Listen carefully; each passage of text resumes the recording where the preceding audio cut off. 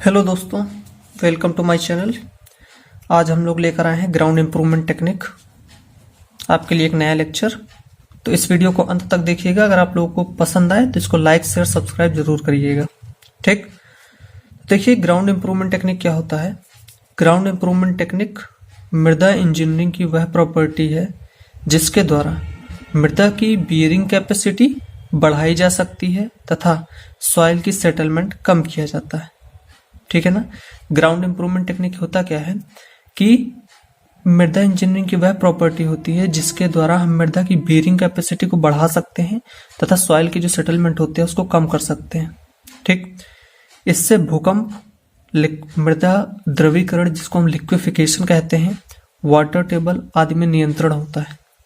ठीक है। Ground improvement technique क्या होता है। ग्राउंड इम्प्रूवमेंट टेक्निक मृदा इंजीनियरिंग की वह प्रॉपर्टीज है जिसके द्वारा मृदा की बियरिंग कैपेसिटी बढ़ाई जाती है तथा सॉइल के सेटलमेंट को कम किया जाता है। फिर हम लोग बात कर लेते हैं कॉज ऑफ ग्राउंड इम्प्रूवमेंट। ठीक, जो ग्राउंड इम्प्रूवमेंट है उसके कॉज कौन कौन से हैं या उसके कारण कौन कौन से हैं।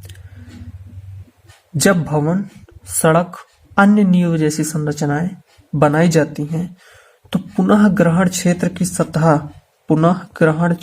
सतह के अत्यधिक भार को रोकना।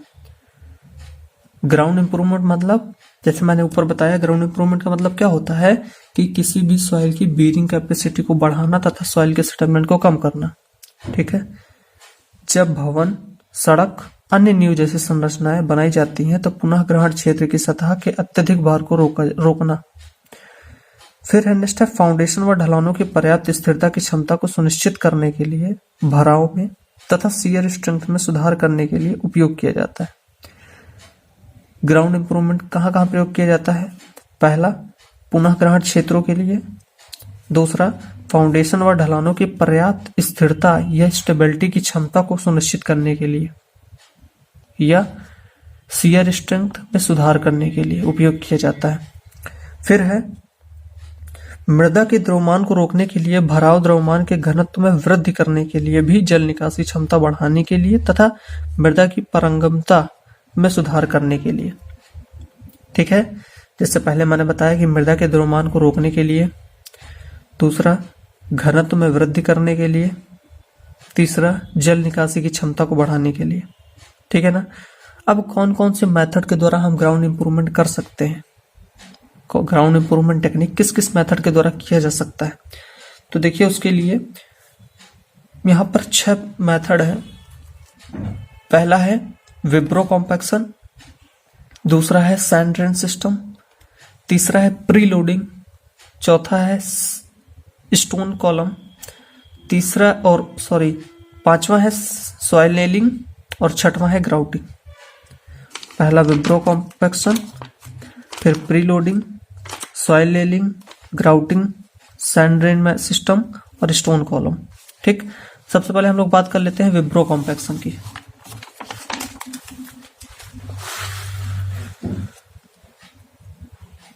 तो देखिए विब्रो कॉम्पैक्शन क्या होता है। विब्रो कॉम्पैक्शन को विब्रो फ्लोटेशन के नाम से भी जाना जाता है। ठीक है। विब्रो कॉम्पैक्शन को हम विब्रो फ्लोटेशन भी कहते हैं।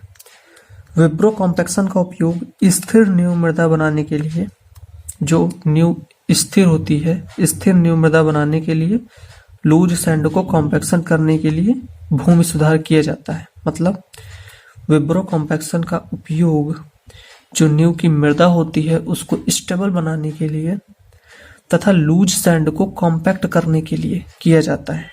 ठीक है ना। ये आपका पहला पॉइंट हो गया। दूसरा पॉइंट है कि इस विधि में जेटिंग द्वारा कंपन और पानी के सैचुरेशन के कंडीशन में कार्य प्रणाली लूज सैंड के कणों के अधिक डेंस बनाने के लिए किया जाता है। ठीक है। टेरा सिस्टम द्वारा उपयोग किए जाने वाले वाइब्रेटर में टारपीडो का आकार 12 से 16 इंच व्यास का होता है। ठीक, जो मुख्य रूप से 30 से 50 हर्ट्ज की सीमा में कंपन उत्पन्न करता है। विब्रो कॉम्पैक्शन समझ में आया। विब्रो कॉम्पैक्शन को हम विब्रो फ्लोटेशन के नाम से भी जानते हैं। विब्रो कॉम्पैक्शन का उपयोग सॉइल मृदा का उपयोग कहाँ करते हैं, जो स्थिर नींव मृदा होती है उसको मतलब जो नींव की मृदा होगी उसको स्थिर बनाने के लिए, स्टेबल बनाने के लिए। ठीक, लूज सैंड को कॉम्पैक्ट करके हम भूमि सुधार कर सकते हैं। दूसरा है कि जेटिंग के द्वारा कंपन और पानी के सैचुरेशन के कंडीशन में जो लूज सैंड है उनके कणों को अधिक डेंस बनाने के लिए। तीसरा है टेरा सिस्टम द्वारा उपयोग किए जाने वाले वाइब्रेटर में टारपीडो का आकार 12 से 16 इंच का व्यास होता है, जो मुख्य रूप से 30 से 50 हर्ट्ज की सीमा में कंपन उत्पन्न करता है। ठीक, फिर हम लोग बात कर लेते हैं मेरिट ऑफ विब्रो कॉम्पैक्शन।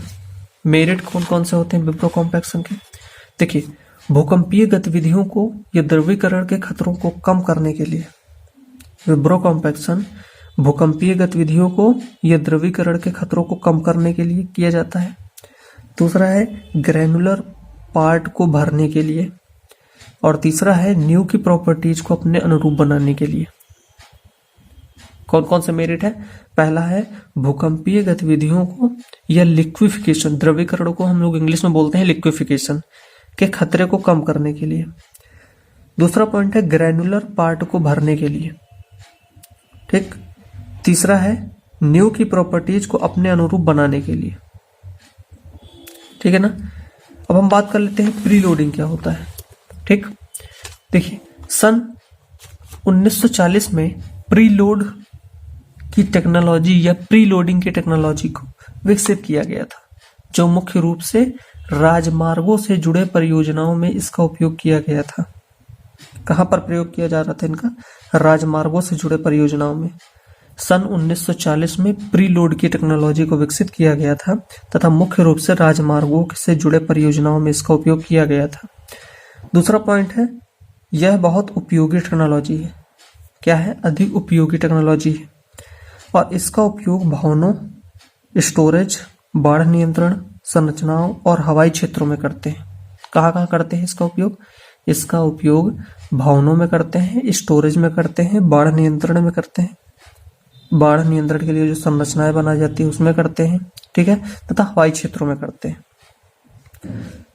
नेक्स्ट है, यह विधि नमीयुक्त मृदा के उपचार, हाई कंप्रेसिबल सॉइल के लिए बहुत प्रभावी होती है। यह विधि नमीयुक्त मृदा के उपचार, हाई कंप्रेसिबल सॉइल के लिए बहुत प्रभावी होती है। ठीक, किसी भी कार्य को शुरू करने से पहले कमजोर मृदा को प्री लोडिंग टेक्निक के द्वारा सुधार कर लिया जाता है। देखिए, जो भी कमजोर मृदा होती है उसको हम लोग क्या करते हैं? प्री लोडिंग के मेथड के द्वारा उसका जो मृदा सुधार या सॉइल का जो मतलब सुधार किया जाता है, ग्राउंड इंप्रूवमेंट किया जाता है, वो मृदा इसके द्वारा प्री लोडिंग के द्वारा कर लिया जाता है। फिर हम लोग बात करते हैं नेक्स्ट पॉइंट की, जो है इस विधि की अच्छी विशेषता यह है कि इसमें शोर या कंपन नहीं होता है। प्री लोडिंग में शोर या कंपन नहीं होता है। प्री लोडिंग वह प्रक्रिया है जिसमें कंप्रेसिबल सॉइल पर अतिरिक्त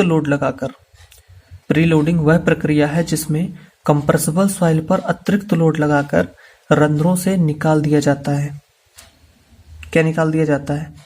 जो अंदर रंध्रों को से जो एयर होती है, वाटर होता है, इसको क्या करते हैं? बाहर निकाल दिया जाता है, जिसके कारण मृदा के आयतन में कमी हो जाती है तथा उसका सेटलमेंट भी हो जाता है, जिसे प्री लोडिंग के नाम से जाना जाता है। प्री लोडिंग होता क्या है कि प्री लोडिंग में हम किसी भी सॉइल, एक मान लीजिए एरिया लिया, उसमें हमने मैक्सिमम लोड लगाया, और उस मैक्सिमम लोड में जो सॉइल के रंध्रों में पानी या एयर मौजूद है वो निकल जाता है, जिसके कारण उसके आयतन में कमी हो जाती है, जिसके कारण वो सेटलमेंट उसका अधिक हो जाता, सेटलमेंट एक मैक्सिमम सेटलमेंट हो जाता है। इसी प्रोसेस को हम लोग प्री लोडिंग कहते हैं। ठीक, सॉइल नेलिंग क्या होता है? देखिए, यह एक स्टेबलाइजेशन विधि है। ठीक है, इस विधि के द्वारा मृदा में दीवारों, ढालू स्थानों में मृदा की सामर्थ्य बढ़ाने के लिए मृदा की प्रकृति स्थिति में तथा ट्रंच बनाकर इस्पात छड़ों का प्रवेश कराया जाता है तथा इन छड़ों के प्रवेश बिंदुओं पर ग्राउटिंग करके प्लेट लगाकर बंद कर दिया जाता है। सॉइल नेलिंग एक प्रकार का स्टेबलाइजेशन विधि है। इस विधि के द्वारा मृदा में दीवारों, ढालू स्थानों में और मृदा की सामर्थ्य बढ़ाने के लिए तथा मृदा को जो प्राकृतिक स्थिति में लाने के लिए ट्रंच बनाकर इस्पात छड़ों का प्रवेश कराया जाता है। किसका प्रवेश कराते हैं? इस्पात छड़ों का, जो रॉड होती है स्टील रॉड का प्रवेश कराते हैं तथा इन छड़ों के प्रवेश बिंदुओं पर ग्राउटिंग करके प्लेट लगाकर बंद कर दिया जाता है। ठीक है ना। प्लेट की लंबाई कितनी होती है? 2 मीटर की होती है। ठीक है ना। देखिए, इसमें वर्षा के दिनों में कटान नहीं हो पाता है। सॉइल नेलिंग में वर्षा के समय कटान नहीं हो पाता है तथा इसको कम किया जा सकता है। अगर होता भी है तो उसको हम कम कर सकते हैं सॉइल नेलिंग के द्वारा।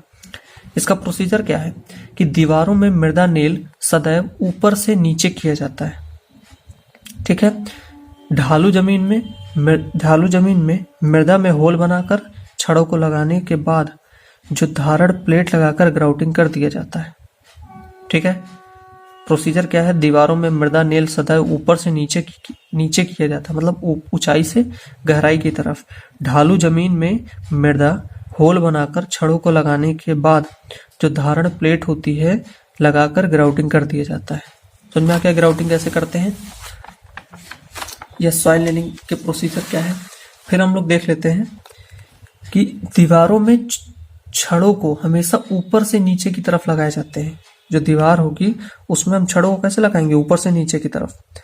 मृदा या सॉइल नेलिंग से टॉर्सन में दीवारों में स्ट्रेंथ बढ़ जाती है। इससे कटाव को रोका जा सकता है। किसको रोका जा सकता है? कटाव को।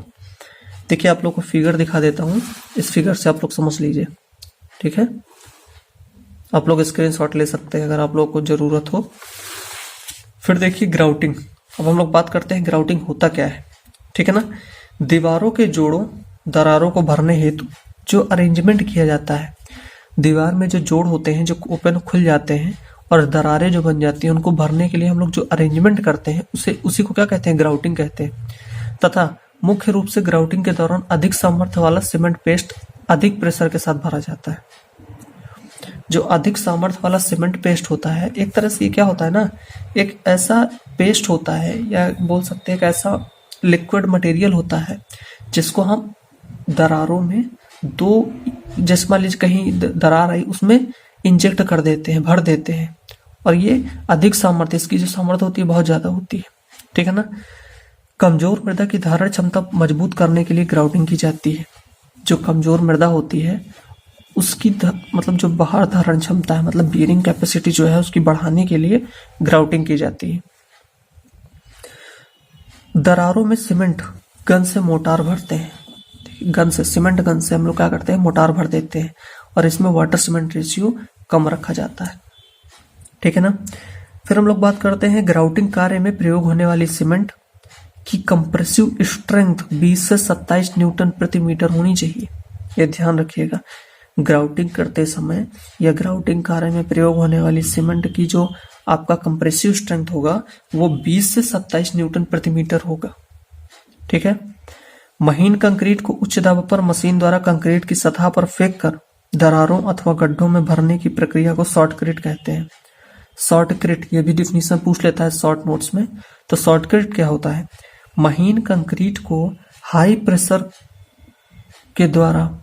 प्रेशर पर मशीन द्वारा कंक्रीट की सतह पर फेंक कर दरारों को या अथवा गड्ढों को भरने की जो प्रक्रिया होती है उसी को हम शॉर्टक्रीट कहते हैं।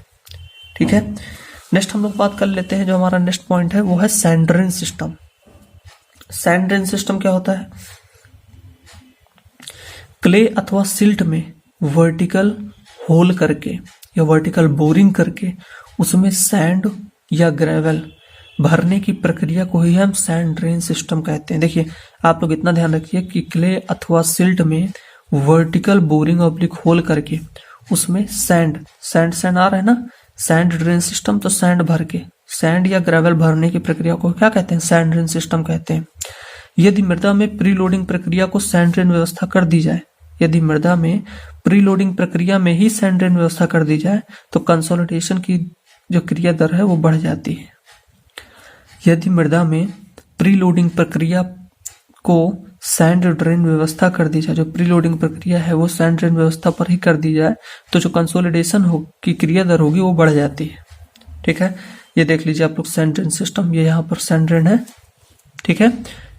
ये सरचार्ज है, क्योंकि ऊपर देखिए मैंने आपको बताया था सरचार्ज क्या होता है कि अगर कोई फाउंडेशन है, ठीक है ना, और नीचे मृदा है, ये इसके ऊपर सब स्ट्रक्चर बना हुआ है। तो अगर इस फाउंडेशन का जो लोड है, समझ रहे हैं, इस फाउंडेशन का लोड सिर्फ अगर मतलब मृदा पर लगेगा तो वो सरचार्ज नहीं होगा, लेकिन सिंगल लोड के अलावा जो उसके अगल बगल का लोड लगता है, जो मृदा यहाँ भरी होती है उसका भी तो लोड जाता है ना नीचे, उसी को हम सरचार्ज कहते हैं। ठीक है,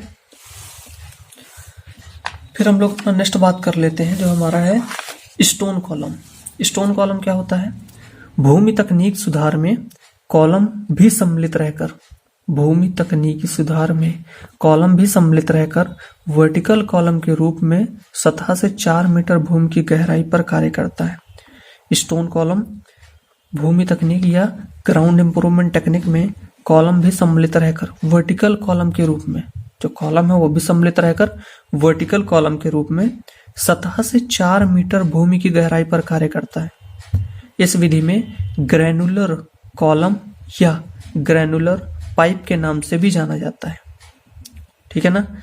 स्टोन कॉलम में स्टोन एग्रीगेट का प्रयोग करते हैं क्योंकि वाटर स्टोन कॉलम से आसानी से निकल जाता है। देखा होगा जो स्टोन होते हैं उसमें से परमेबिलिटी जो होती है पानी की, मतलब परमेबिलिटी जो होती है बहुत ज्यादा होती है। ठीक है ना। इसका मेरिट क्या क्या है? मेरिट ये है कि न्यू के सेटलमेंट को रोकता है, जो भी बीरिंग कैपेसिटी को बढ़ा देता है, और जो स्टिफनेस होती है उसको क्या करता है, उसको भी बढ़ा देता है, शियर स्ट्रेंथ को बढ़ा देता है। ठीक है। तो स्टोन कॉलम की मेरिट क्या क्या है? पहला मेरिट है कि न्यू की जो सेटलमेंट होता है उसको कम करता है या रोक देता है, बीरिंग कैपेसिटी को बढ़ाता है, स्टिफनेस को बढ़ाता है, शियर स्ट्रेंथ को बढ़ाता है। ठीक है ना। ये डायग्राम आप लोग देख सकते हैं, ये दोनों स्टोन कॉलम बने हुए हैं, नीचे उसके ऊपर सरचार्ज है और अगल बगल स्टोन भरे हुए हैं। ठीक है। तो हम अपने वीडियो को यहीं पर समाप्त करते हैं। अगर वीडियो पसंद आया हो तो लाइक करिएगा और हमारे टेलीग्राम चैनल को जरूर ज्वाइन कर लीजिएगा अगर आपको नोट्स चाहिए तो। बहुत बहुत धन्यवाद।